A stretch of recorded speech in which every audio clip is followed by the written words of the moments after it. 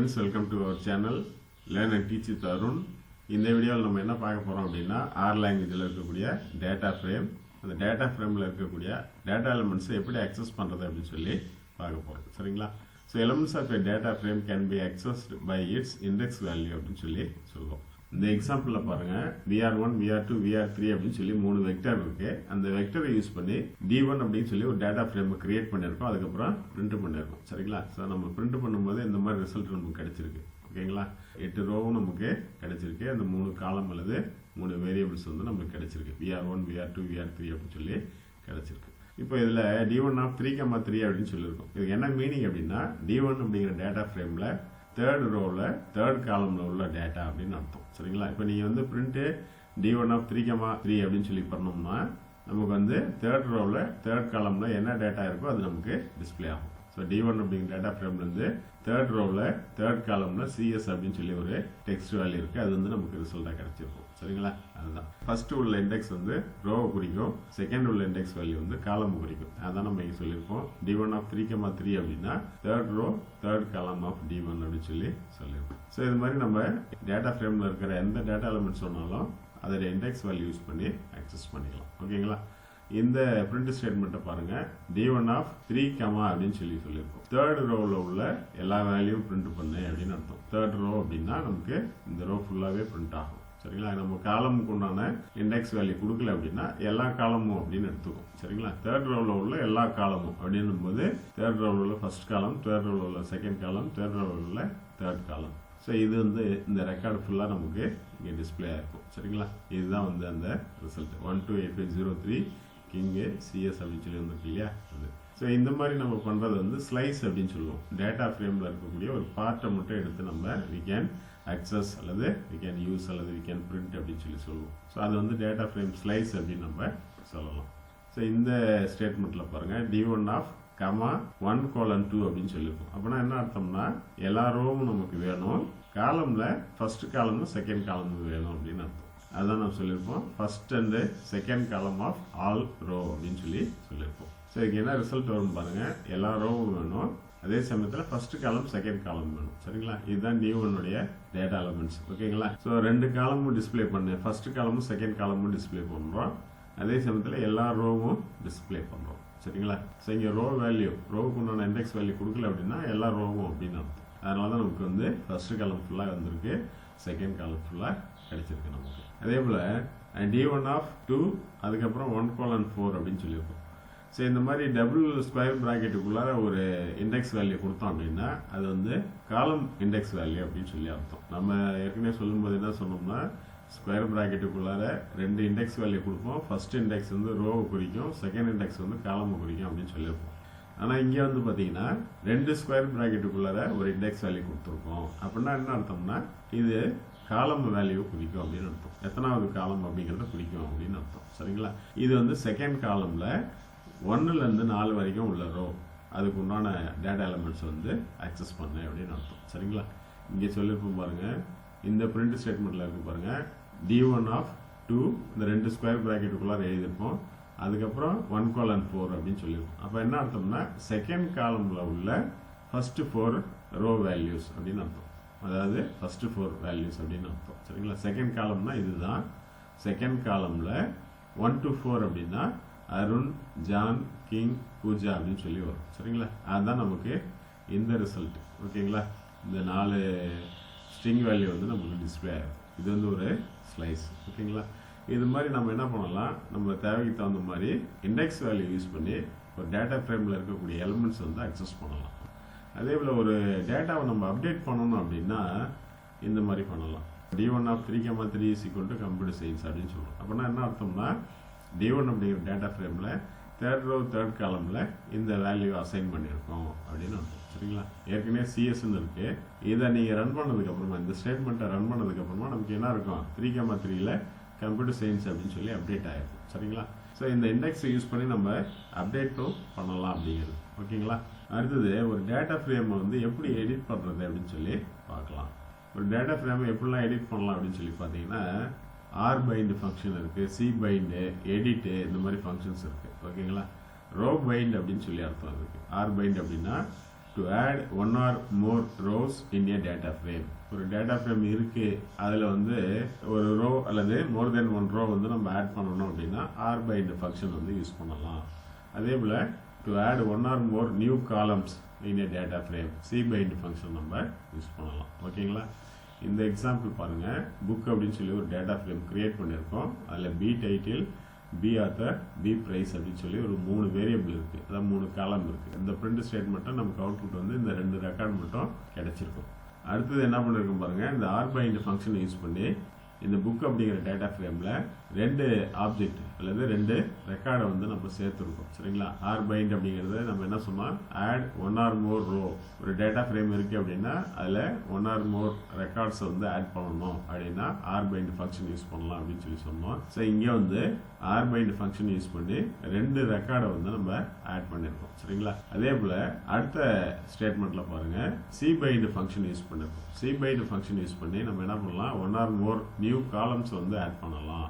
இங்கே வந்து total pages அப்படின்னு சொல்லி ஒரு காலம் வந்து நம்ம ஆட் பண்ணிருக்கோம். சரிங்களா? ஸோ இதுக்கப்புறம் நீங்கள் புக் அப்படிங்கிற டேட்டா ஃப்ரேம் பிரிண்ட் பண்ணீங்கன்னா நமக்கு வந்து 4 ரெக்கார்டு கிடைக்கும். சரிங்களா? ஃபர்ஸ்ட் ரெக்கார்டில் வந்து சி ப்ரோக்ராமிங்கில் ஸ்டார்ட் ஆகும், அதுக்கப்புறம் டேட்டா சயின்ஸு, அதுக்கப்புறம் பைத்தான் பேசிக்ஸ், அதுக்கப்புறம் மெஷின் லேர்னிங் அப்படின்னு சொல்லி நமக்கு நம்ம 4 ரெக்கார்டு கிடைக்கும். சரிங்களா?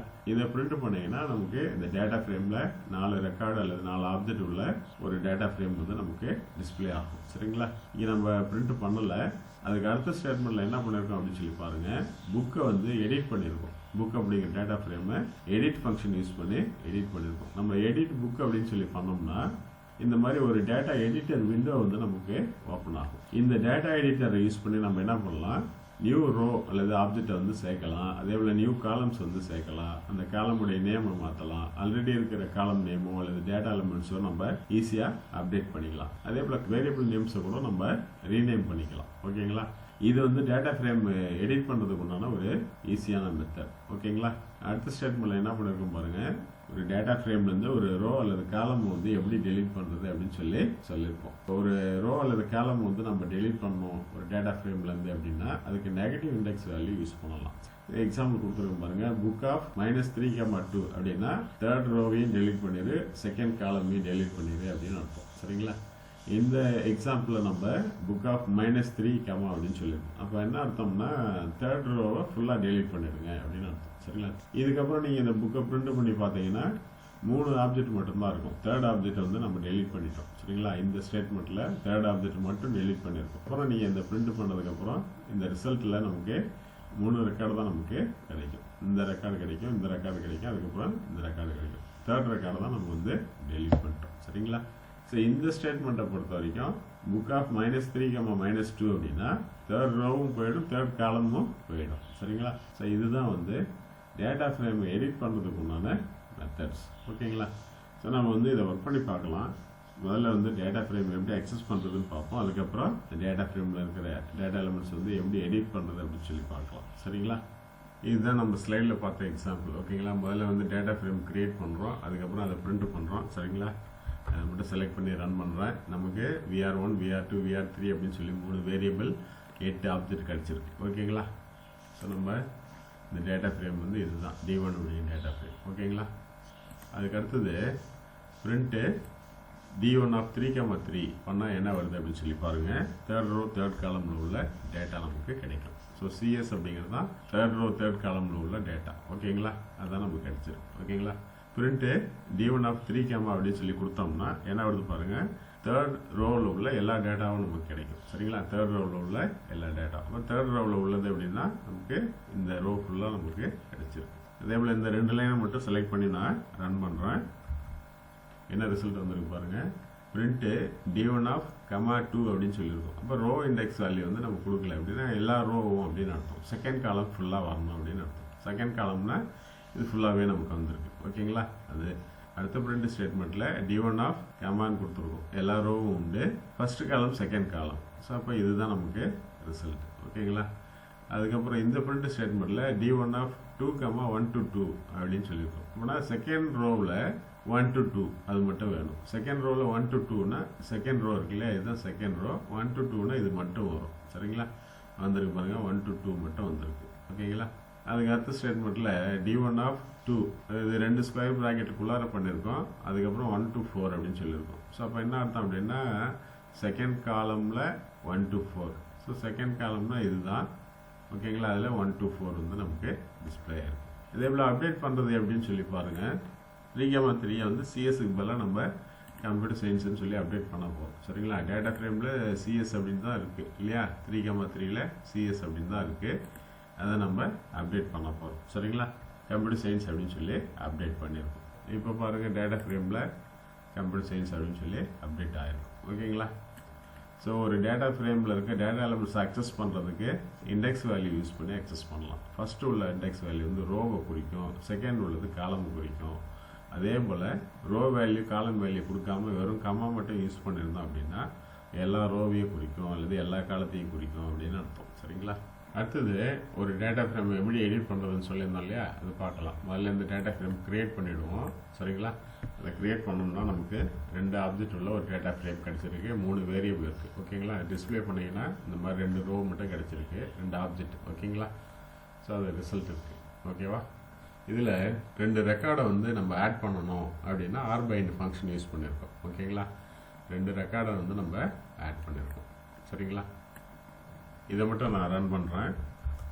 ஸோ ரன் பண்ணதுக்கப்புறமா நமக்கு இந்த டேட்டா ஃப்ரேம் ஓப்பன் பண்ணி பாருங்கள். இதை பிரிண்ட் பண்ணாலே நமக்கு ரிசல்ட் வரும். இங்கே அப்டேட் ஆகிருக்கு பாருங்கள், 4 ஆப்ஜெக்ட் அப்படின்னு சொல்லி வந்திருக்கு. முதல்ல 2 இருந்தது, இப்போ 4 ஆப்ஜெக்ட் கிடச்சிருக்கு. ஓகேங்களா. ஸோ இதுதான் வந்து நியூ ரெக்கார்ட்ஸ் அல்லது நியூ ஆப்ஜெக்டை வந்து ஆட் பண்ணுறதுக்கு உண்டான மெத்தட். rbind அப்படிங்கிற ஃபங்க்ஷன் யூஸ் பண்ணி பண்ணியிருக்கோம்.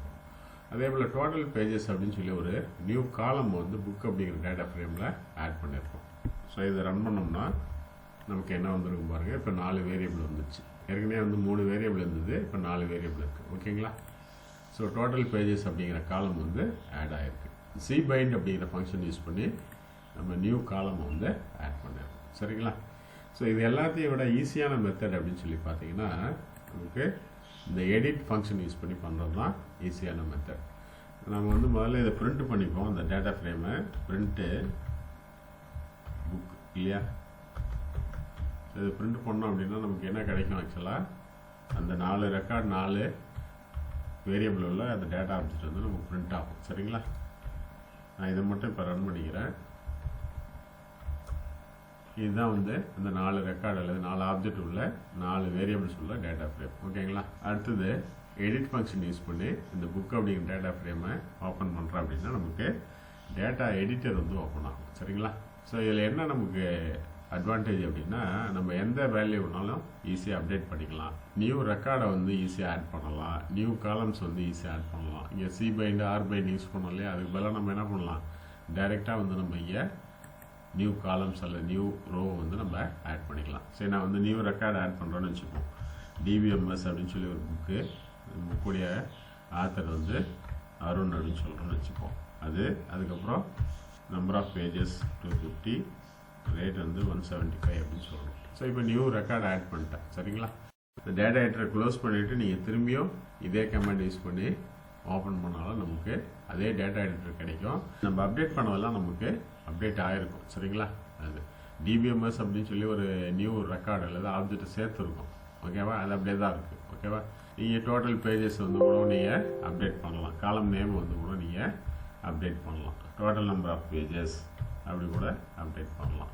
காலம் க்ரியேட் பண்ணும்போது அது நியூமரிக் டைப்பாக கேரக்டர் டைப்பாக அப்படிங்கிறத நம்ம இங்கே சொல்லிக்கலாம். ஓகேங்களா. ஸோ இது வந்து நியூ டேட்டா ஃப்ரேம் க்ரியேட் பண்ணுறதுக்கு அல்லது ஏற்கனவே இருக்க டேட்டா ஃப்ரேமில் எப்படி எடிட் பண்ணுறது அப்படிங்கிறதுக்கு உண்டான ஒரு ஈஸியான மெத்தட் தான் வந்து எடிட் ஃபங்க்ஷன். ஓகேங்களா.